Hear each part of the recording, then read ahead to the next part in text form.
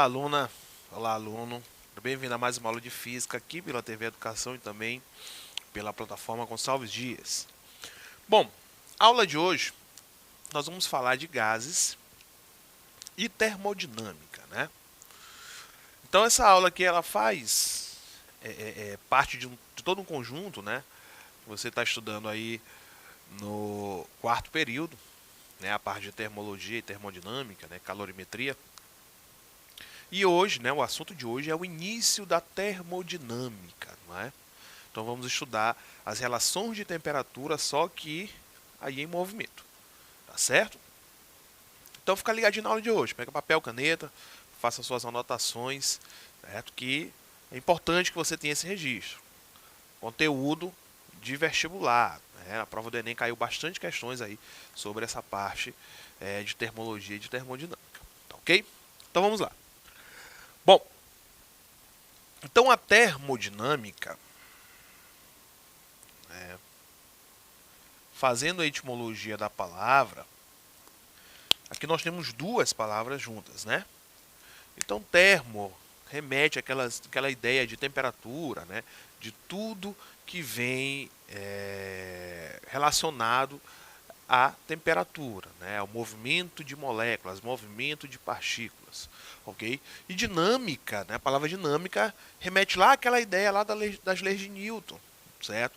Que é um movimento dos corpos, né? A condição de um movimento ou de não movimento, mas preocupado em saber como é que começa essa relação e como é que finaliza, não é? Onde se fala de forças, se fala de trabalho, certo? Então, esta parte da mecânica ela está sendo inserido aqui nos estudos, né, térmicos. Então, nós falamos aí de termodinâmica. Então, a termodinâmica ela é uma parte da ciência, né, uma parte da física, que ela vai estudar basicamente, não é? Basicamente, essa interação entre essas partículas, tá, ok? E a consequência do movimento dessas partículas quando elas têm aí uma diferença de temperatura, por exemplo, ok? E se discute muito aqui essas relações termodinâmicas relacionadas às máquinas, ok? As máquinas térmicas. As máquinas térmicas elas foram responsáveis, né, até por uma revolução industrial, ok? Então, advento dessas máquinas, o que elas faziam, né, e o que elas fazem até hoje, teve aí uma grande revolução na sociedade. E antigamente utilizava-se um carro, por exemplo, de tração animal, né, que são as carroças, as carruagens, certo? Então, com a termodinâmica, isso mudou, porque chegaram aí os carros, né, os trens, começaram ali com os trens, com os navios, que funcionavam a combustão. Naquela época, combustão de carvão, né, utilizava-se mesmo a madeira para queimar, né, a lenha para se queimar. E com isso tinha o movimento da máquina. Né? A máquina ela entrava em movimento por conta daquela combustão, certo? Então eram apelidadas aí, né, o trem era apelidado até de Maria Fumaça, justamente por conta, né, da grande quantidade de fumaça advento aí dessas combustões, né, que eram jogadas aí no espaço, né, que eram não, que são jogadas até hoje no ambiente, tá certo? Então essa termodinâmica, né, essas máquinas que levam aí toda essa física por trás, elas conseguiram fazer isso com a sociedade e fazem isso até hoje, ok? Nós estamos num processo também de mudança, né? Nós vamos pensar nos veículos. Utiliza-se muito no Brasil ainda os veículos com a mesma queima de combustível, né, do que há tempos atrás. É a mesma tecnologia, só que um pouquinho mais aprimorada, né? Nós não utilizamos mais a queima da lenha, mas utilizamos a queima de um combustível fóssil, né, que é o petróleo, que é a gasolina, que é o diesel, ok? Então nós utilizamos ainda essa queima, o motor a combustão, né, o motor que funciona com princípios termodinâmicos, ok? E nós estamos num processo, né, de transição para motores elétricos. É um motor que não vai mais utilizar esse princípio, vai utilizar outra parte da física que é a eletricidade, tá certo? A eletricidade, o eletromagnetismo, ok? Então nós estamos passando por esse processo de revolução que antes também, há muito tempo, eles também passaram, né? Quando tiraram esses carros de tração animal, teve essa diminuição e chegaram os carros aí, né, os veículos, vamos dizer assim, com geral, né, os meios de transporte utilizando a queima desses combustíveis, tá certo? Bom, então nós já sabemos o que é essa termodinâmica. Essa termodinâmica ela vai ser dividida em 3 leis, né? É a lei zero da termodinâmica, que é aquele conceitozinho de calor, certo? Que é a energia térmica e trânsito que vai aí da fonte de maior temperatura para de menor temperatura, certo? Tem a primeira lei da termodinâmica e tem a segunda lei da termodinâmica, que nós iremos falar, né, nas próximas aulas, ok? Primeira e segunda lei da termodinâmica, certo? Então ela é dividida nessas 3 leis. Essas 3 leis, além desta parte, não é, que nós utilizamos das máquinas térmicas, elas também são utilizadas para outros princípios aí, como o próprio estudo de estrelas e de outras partes da física, como a própria relatividade, né? Utiliza-se alguns princípios termodinâmicos, ok? Bom, então dando continuidade, tá certo? Já que nós falamos das máquinas, né? Então uma máquina, por exemplo, uma máquina térmica, então ela utiliza o calor, né, que vai sair de uma fonte quente para uma fonte fria. Pronto. Olha só como é que funciona aí, não é, essa máquina, né? É um esquema muito simples. Tem uma fonte quente, o calor, que é a energia térmica em trânsito, ela vai fluir para uma fonte fria, certo? E esse caminho, né, esse fluxo, vai gerar aí trabalho, né? Vai gerar o movimento dessa máquina, ok? Bom, dando continuidade, até porque esse conteúdo aqui nós iremos falar bastante ainda nas aulas, né, a seguir, certo? Dando continuidade, vamos falar aqui dos gases, ok? Então, o gás ideal. O que é um gás ideal? Gente, o gás ideal, ok? Ele é o gás, primeiro, que as suas dimensões elas são desprezíveis, tá certo? Ele está com uma alta velocidade e ele tem aí essas moléculas, elas entram em choque, né? Porque estão em alta velocidade. Então, esse choque entre elas vai ser um choque perfeitamente elástico. Então, essas são as características de um gás ideal. E a partir das características desse gás ideal, nós podemos estudar aqui, né, 3 características dele. Primeiro, é a sua pressão, ok? A sua temperatura e o seu volume. Temperatura, não é? E o seu volume. O que vem ser pressão? Pressão, lá na mecânica, né? Lá na primeira parte da mecânica, pressão é dado como produto, né, da força sobre a área. Certo? O produto não, desculpa, o quociente, né, a razão da força sobre a área. Né? Então, pressão é força sobre a área. Né? Ok? No nosso caso aqui, como nós estamos falando de gás, e para que a gente consiga entender a pressão de um gás, ele precisa estar contido, né, em algum local, em algum recipiente. Vamos pensar num fluido qualquer, certo? Ele vai estar ali dentro de um recipiente. Então, para que a gente consiga determinar a pressão de um gás, né, que está em um recipiente, certo? É muito simples. A pressão ela vai ser determinada como a quantidade de choques, né, de batidas mesmo, que as moléculas desse gás ele vai exercer sobre as paredes do recipiente que eu contém. Certo? Vamos imaginar uma panela de pressão. Ok? ok? Então você colocou uma panela de pressão ao fogo com uma certa quantidade de água, certo? Não façam isso, vamos só pensar, não é? Fazer esse experimento aqui no mundo das ideias. Você colocou lá, né, levou ao fogo e deixou lá por um certo tempo. Então essa panela ela vai se aquecer, você vai ouvir, não é, o som característico da panela de pressão, mas se ela ficar lá durante muito tempo, o que vai acontecer vai ser a explosão desta panela. Ok? Por que isso vai acontecer? É muito simples. As moléculas que estão ali dentro, daquela mistura de água no estado líquido e água no estado de vapor, no estado gasoso, como a temperatura é muito grande, essas partículas elas vão bater nas paredes da panela. Até o momento em que essa estrutura da panela ela não vai mais aguentar a quantidade de batidas, né? A quantidade e a violência que essas moléculas estão batendo ali. E ela vai ceder, certo? A explosão de uma panela não quer dizer que ela vai se despedaçar. Certo? A parte mais maleável dela, mais frágil, simplesmente vai sacar. A tampa ela é jogada para cima e o corpo da panela é para baixo, né?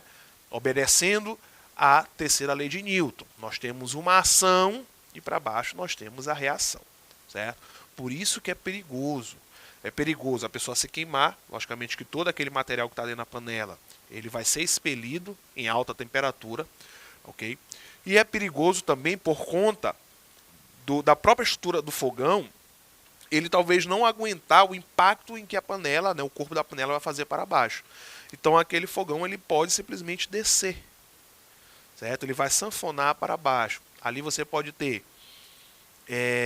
a fuga do gás, né? Lá do GLP, não é isso? E, logicamente, que com a quantidade de fogo que tem ali, pode causar um incêndio. Certo? Por isso que é perigoso. Então, por isso que eu peço que não façam esse experimento. Então, só no mundo das ideias, né? O que pode acontecer. Tá certo? Então, essa é a pressão. A pressão é a quantidade de batidas que vai acontecer aí nas paredes do recipiente, né? A temperatura. Temperatura é o movimento das moléculas, né? É o grau de movimento molecular.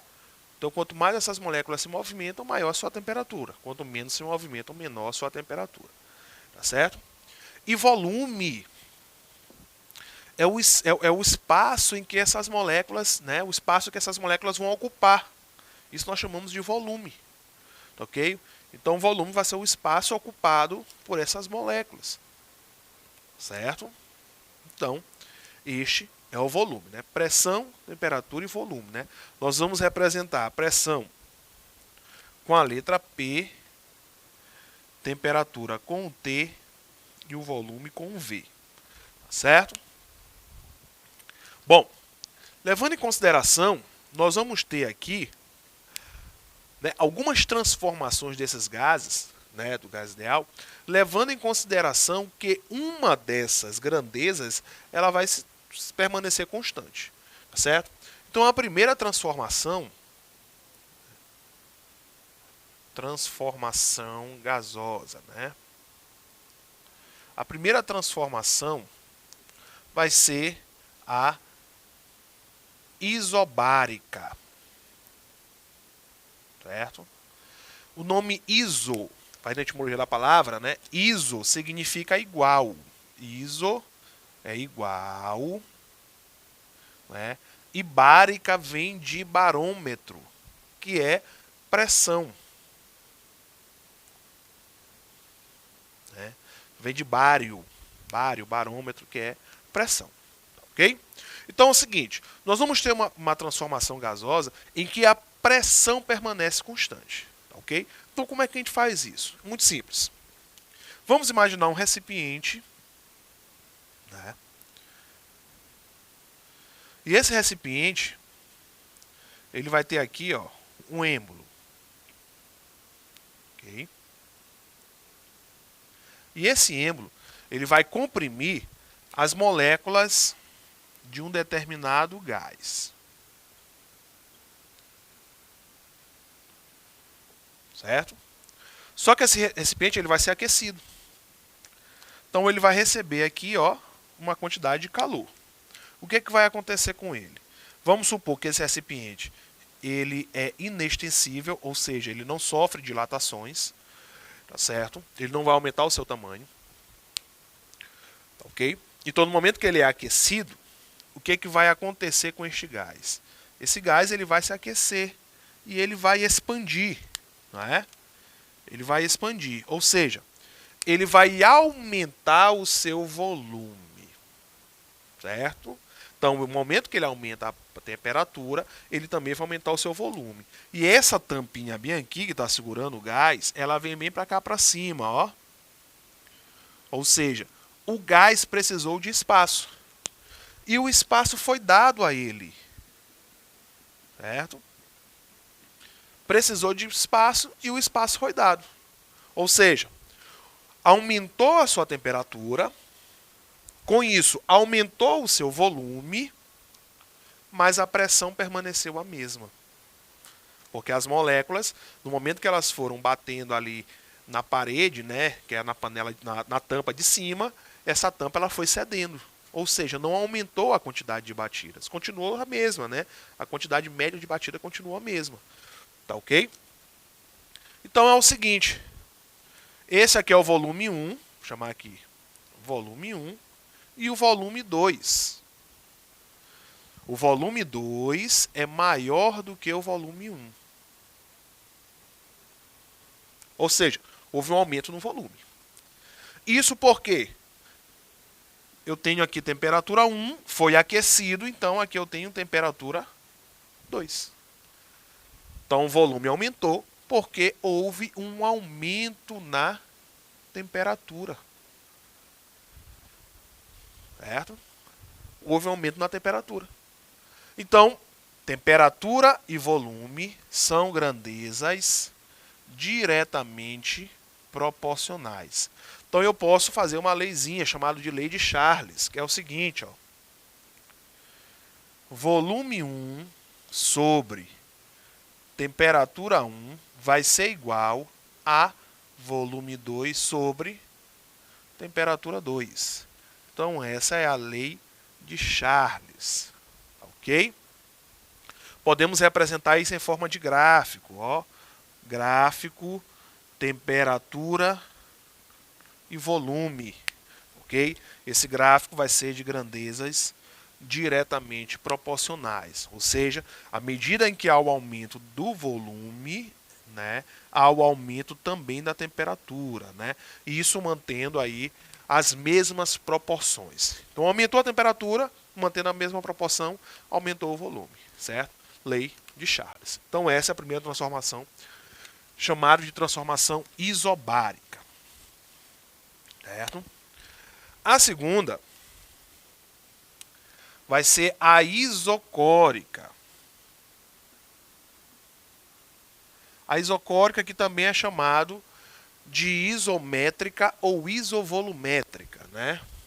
Também pode ser chamado de isovolumétrica. Ou seja, muda-se o volume. Quer dizer, muda-se não, desculpa. O volume permanece constante. Muda-se apenas pressão e temperatura. Então ali vai ser basicamente um pouquinho diferente daqui, porque nós vamos ter o recipiente. E este recipiente ele vai ser aquecido, mas ele não vai aumentar seu volume. Ou seja, as moléculas elas vão bater, não é? Elas vão bater aqui no êmbolo, só que o êmbolo não vai ceder. Então, no momento em que ele é aquecido, o êmbolo permanece no mesmo local. Então, eu tenho aqui as moléculas agindo. Quando ela é aquecida, essas moléculas elas vão, ó, bater mais aqui nas paredes do recipiente. Ou seja, eu vou ter aqui, ó, temperatura 1 e temperatura 2, de tal forma que a temperatura 1 é menor do que a 2, né? Aumentou. Advento disso, como ele não deu o volume, a pressão ela vai aumentar, ou seja, nós temos o aumento da pressão. Então nós utilizamos também a lei de Charles, porém para pressão e temperatura. Ó. Pressão 1, temperatura 1, vai ser igual a pressão 2, temperatura 2. O gráfico ele é o mesmo, só muda a referência, tá ok? Então, com essa informação, nós finalizamos a aula de hoje e até a próxima.